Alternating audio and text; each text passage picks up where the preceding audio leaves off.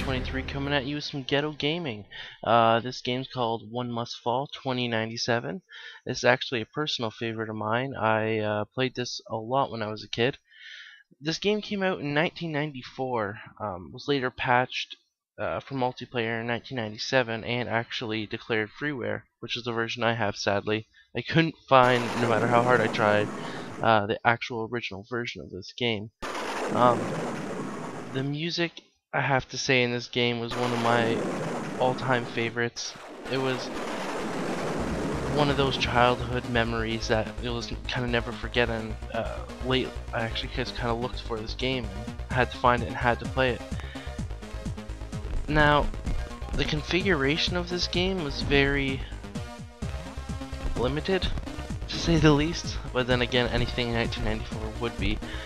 Snow checking, I actually had no idea what this was. I had to Google it. I was like, what is this?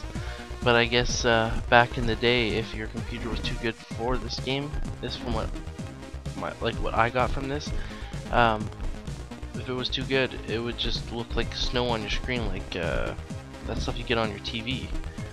But there actually is a lot in the single player for what it was. You have all these characters: creepy man, creepy girl, man girl, Ken from Street Fighter.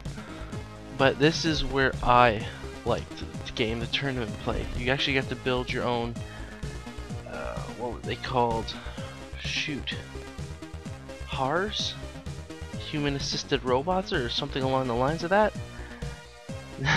The fighting in this is very slow. The emulator, I'm using DOSBox. I was having to tweak the CPU speed, so it may be a bit slower than the actual game would have been, which actually made it a bit easier to fight, but clearly I'm still not that great. I'm the weird, blocky one with weird feet and weird hands, or not really hands, they're kind of balls with little fingers. And I'm against this samurai looking thing with no face, apparently. As far as the developer goes, it was actually Diversions Entertainment. The publisher was Epic Mega Games, who you actually might know from Gears of War and a lot of other big, I'm pretty sure, Doom? Yeah, I'm pretty sure Doom. Bulletstorm. Oh no, it wasn't Doom. Yeah, it's Bulletstorm, Shadow Complex, Silver Ball, Unreal Tournament. That's what I was thinking of. This company has been around for a long time. This game came out in DOS. When it was sold, it was actually only sold on floppies for the longest time. Then they put it to CD-ROMs, and now it's obviously download. It wasn't multiplayer when it first came out. Now it is, thank God. But then again, there's like maybe 4 people playing this game. See, I always like this part of the game. A commentator saying like, oh yeah, it was good, and then it had like screen caps. I was like, oh, this is top of the line, this is the greatest thing.